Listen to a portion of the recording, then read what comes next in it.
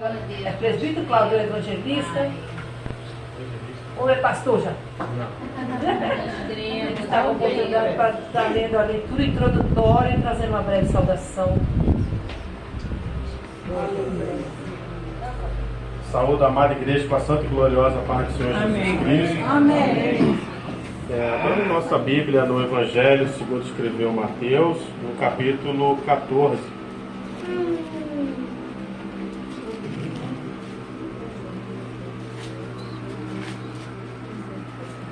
Oh, aleluia.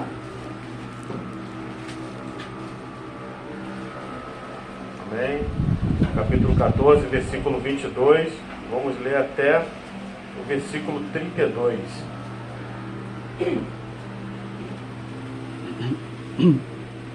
Eu vou ler aqui, os irmãos me acompanham, que hoje em dia tem muitas traduções e às vezes diferencia, né?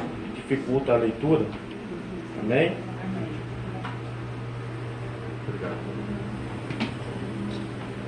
Diz assim: E logo ordenou Jesus que os seus discípulos entrassem no barco e fosse adiante para outra banda, enquanto despedia a multidão. E despedida a multidão, subiu ao monte para orar à parte.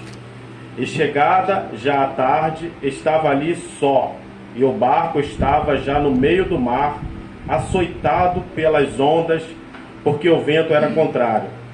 Mas à quarta vigília da noite dirigiu-se Jesus para eles, caminhando por cima do mar. E os discípulos, vendo-o caminhar sobre o mar, assustaram-se, dizendo: É um fantasma, e gritaram com medo. Jesus, porém, lhes falou logo, dizendo: Tende bom ânimo, sou eu, não temais. E respondeu-lhe Pedro e disse: Senhor, se és tu, manda-me ir ter contigo por cima das águas. E ele disse: Vem. E Pedro, descendo do barco, andou sobre as águas para ir ter com Jesus. Mas, sentindo o vento forte, teve medo, e começando a ir para o fundo, clamou, dizendo: Senhor, salva-me. E logo Jesus, estendendo a mão, segurou-o e disse: Homem de pequena fé, por que duvidaste? E quando subiram para o mar, acalmou o vento.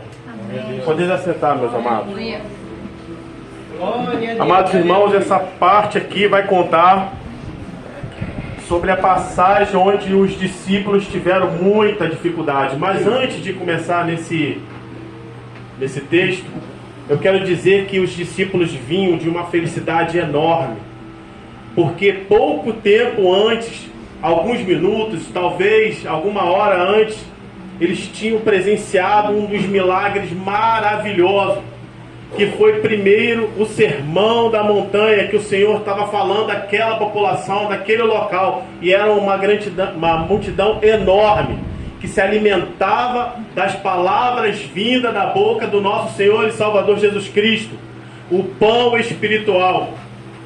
E tendo passado essas palavras, o Senhor viu, os discípulos viu que aquele povo estava também tendo fome física, porque já se passaram aproximadamente os 2 dias eles ali, e o Senhor providenciou um grande milagre, a multiplicação de 5 pães e 2 peixinhos.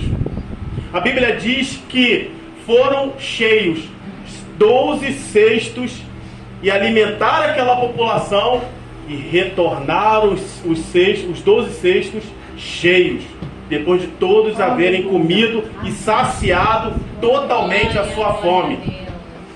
Mas a gente não pode esquecer, meus amados, que existe neste mundo as adversidades.